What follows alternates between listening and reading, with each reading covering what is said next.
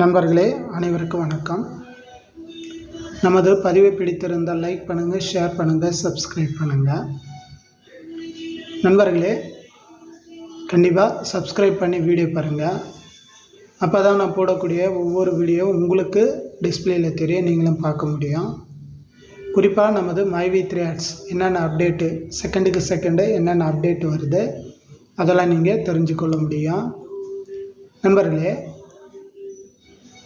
காலையில் சோஷியல் மீடியாவில் ஒரு ஷேடான ஒரு நியூஸ் ஒன்று பார்த்தேன். அந்த நியூஸில் பார்த்தீங்கன்னா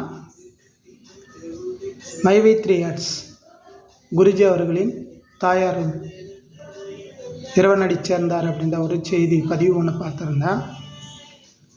இது 25ஆம் தேதி அப்படின்ற மாதிரி போட்டிருந்தாங்க. கண்டிப்பாக அவர்களுக்கு ஒரு ஆழ்ந்த இரங்கலை தெரிவித்துக் கொள்கிறேன். அது மட்டும் இல்லாமல் அவர் இழந்து வாடும் அவருடைய குடும்பத்தார்களுக்கும் ஆழ்ந்த இரங்கலை தெரிவித்துக் கொள்கிறேன். நண்பர்களே நமது myV3 Ads MD எப்போது பெயில் லேட் அப்படின்னு சொல்லி பார்க்கும்போது நிறைய சோஷியல் மீடியாவில் 4/9/2024 அன்றுன்ற மாதிரி போட்டிருக்காங்க. கண்டிப்பாக இந்த 4/9/2024 அப்படின்னு சொல்லும்போது பெயில் மனு தாக்கல் செய்வதற்கான வாய்ப்புகள் இருக்குது. பெயில் மனு தாக்கல் செய்வதற்கான வாய்ப்புகள் இருக்குது.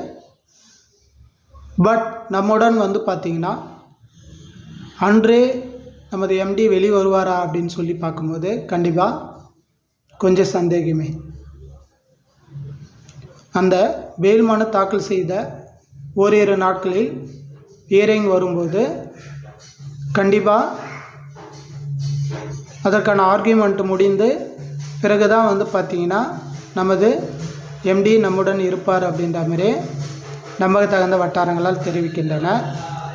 இந்த ப்ராசஸ்லாம் முடிகிறதுக்கு எப்படி பார்த்தாலும் கிட்டத்தட்ட பார்த்திங்கன்னா ஒரு 15 அல்லது 20 நாட்கள் ஆகும் அப்படின்ற மாதிரியே நமக்கு தெரிவிக்கப்படுகிறது.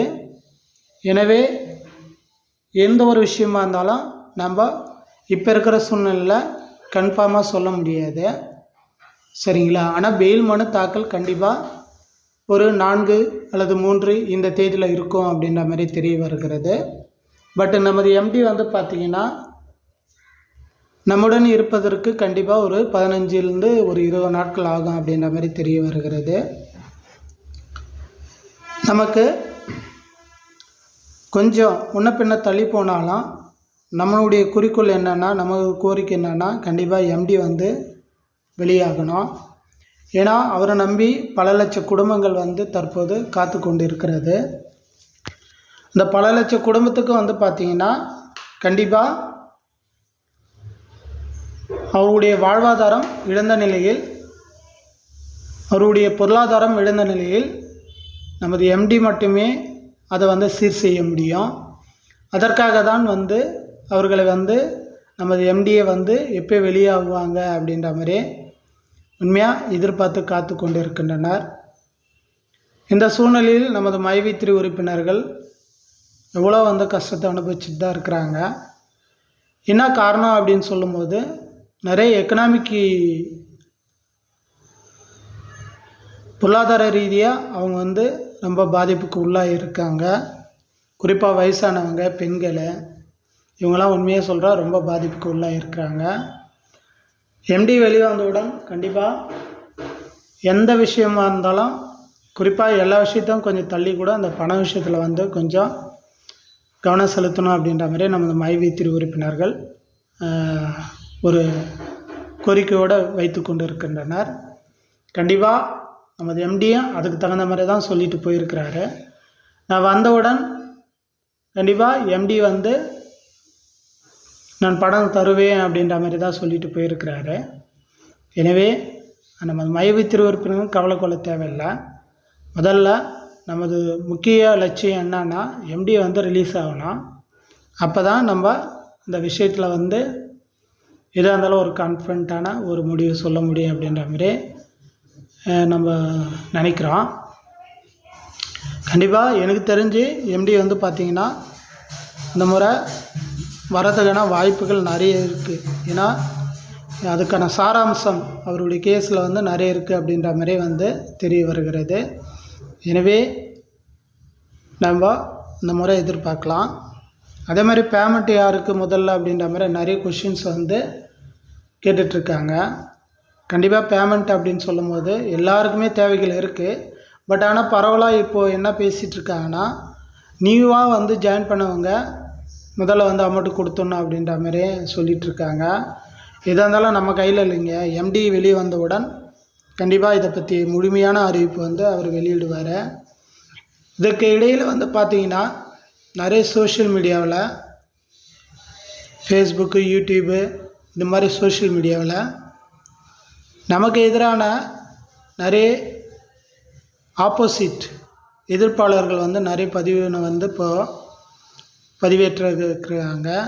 இந்த பதிவுகள்லாம் பார்க்கும்போது உண்மையாக சொல்கிறேன், கொஞ்சம் மனசு ரொம்ப கஷ்டமாக தான் இருக்குது. ஏன்னா நமக்கு எதிராக பதிவுகள் போடும்போது நமது மைவி3 உறுப்பினர்களும் சரி, நாமளும் சரி ரொம்ப மன உளைச்சலுக்கு ஆளாயிடுறோம். சரிங்களா? நம்பிக்கையோடு இருக்கிறாங்க. பட் இருந்தாலும் அந்த பதிவுலாம் பார்க்கும்போது தன்னம்பிக்கை இழந்துடுறாங்க. ஐயோ இப்படி நடந்துருமோ அப்படி நடந்துருமோ அப்படின்னு சொல்லி.